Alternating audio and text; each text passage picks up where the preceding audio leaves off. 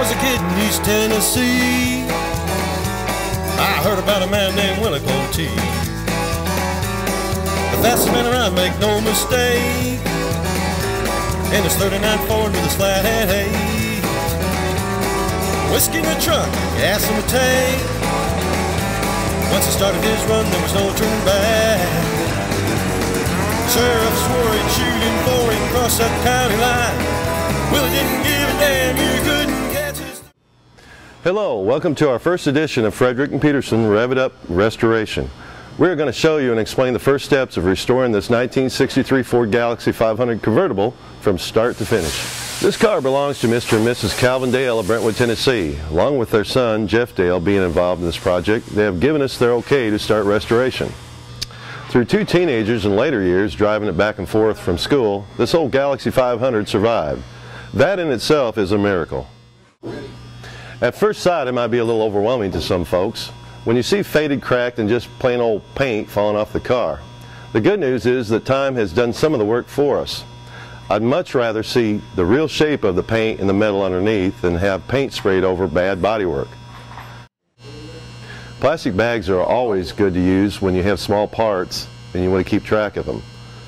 And everybody on the planet has a cell phone or camera to take pictures with, so it makes good sense to take a few pictures so you know where everything goes back together, because someday you're going to have to put it back together.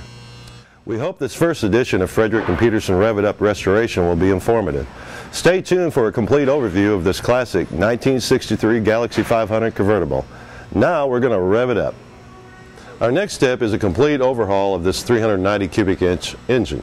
As you can see, we have removed the motor and transmission, and so now let's go over to our mechanics. Now that the motor is out, it's time to start disassembling it and finding out what is going to need to be replaced. Country here is going to try to get the exhaust manifold bolts out, and naturally, being over 40 years old, the bolts don't come out as easy as they used to when they were brand new. Country, how are you going to get these bolts out? Actually, what I'm going to do, Terry, is I'm going to heat them up. These things have been in all kinds of weather. We're going to heat them up. They're seized in there. We're going to heat them so they don't break when they come out, because we don't want to be drilling any bolts out. Like you said, this is a total restoration. We're going to completely redo this motor from crank to flywheel, top to bottom. We're going to try to stay as original as possible. We are going to replace bolts. Bolts get brittle, metal gets brittle. All the seals, pistons and everything look good so far. As far as we are, we're probably going to replace, rings, stuff like that. Rod bearings, cam bearings, maybe even a cam. We do have some issues with this engine. I see you have everything laid out here on the table, and it looks organized. Being that you're going to be majoring this motor, you're doing this because you'll know exactly what to replace. Right, everything gets, lay it out. I always lay it out as I take it apart. As far as the boats and everything, the reason why I've got all the boats in everything is because I'm replacing all those boats.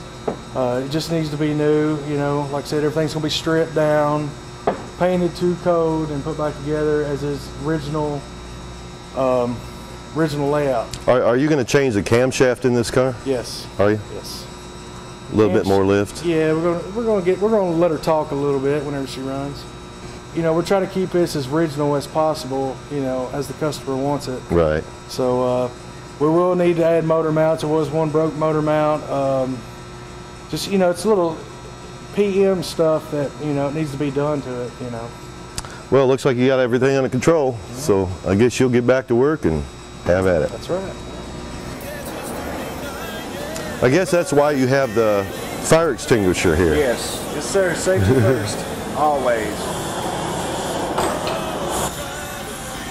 You're heating the outside You want to heat the outside of the house manifold to, heat actually makes metal expand, and it's, unseizes it to boot. Jimmy, you want to go and try to break this boat up for me?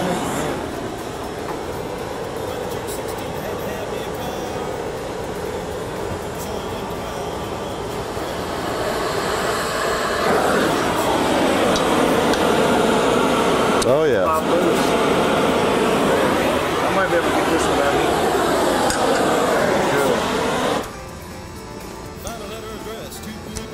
Well, go on to the next step. Who would ever know as this old car goes down the track that I'd win every race, cause Willie's always in the back, yeah. Running.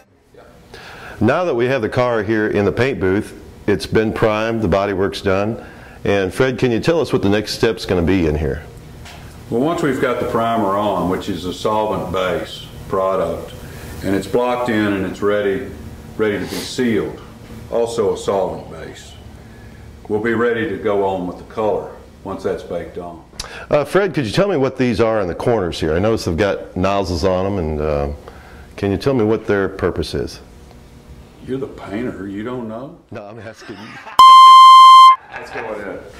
They're in each corner, I see, and can you tell me a little bit about them? Well, that's our jet dry, air-blown drying system for the waterborne paint. They're timed, so after we get the color sprayed on, it just takes moving air to dry the paint, as opposed to bake on with the solvent. So now, once the vehicle has dried, then what's the next step? Well, once the sealer's dry, then we'll be ready to go mix the color. Okay. Can you show us in there in the mixing room what you're going to do? We'll do that now. Okay. Okay. What I see all these bottles here and everything, and I know that in the old days you had stirrators on cans and everything. Can you tell me a little bit about this product? Well, the Enviro-based waterborne product does not have to be stirred constantly. This is mixed, and once it's open, it's good to go. You don't have to do anything else with it. It's the same product that the manufacturer's using, the waterborne paint. So match is really easy, a whole lot easier. So given the manufacturer and the color code, we'll get a recipe off the computer. We can mix to an exact amount what we intend on using, and take the different colors that the computer tells us in the gram scale. We can mix up the paint to exact match. Being that it's water-based, it's more environmentally safe, isn't it, for the painter and the environment? Would you say there's a big positive on that? Yeah, dead painters are bad. I'm telling you. They don't live long, do they? No, but you wash up with water, and that helps, don't have near the, hazards that you would have if you're painting the solvents, the base. Mm-hmm. So the old days of washing your hands off with paint all over you and with lacquer thinner, they're kind of gone, aren't they? Yeah. Cleaning the guns and everything. Don't miss that. Don't miss that at all. Through them is the regular just can guns. You use less product in that? A lot less product. That's good. Fred, I noticed this booth, it's really lit up like a Christmas tree. Can you tell me something about this booth? Well, SprayZone.net out of California sold us this booth. They pretty much customized it to our specs, added extra lighting, way over the top on that. It's a side downdraft booth. So the air comes in filtered from the top, and then it'll sweep any foreign material and overspray out the two sides. To the sides. Explain all about this booth and showing everybody what kind of it's all about. Race, 'cause Willie's always in the back, yeah.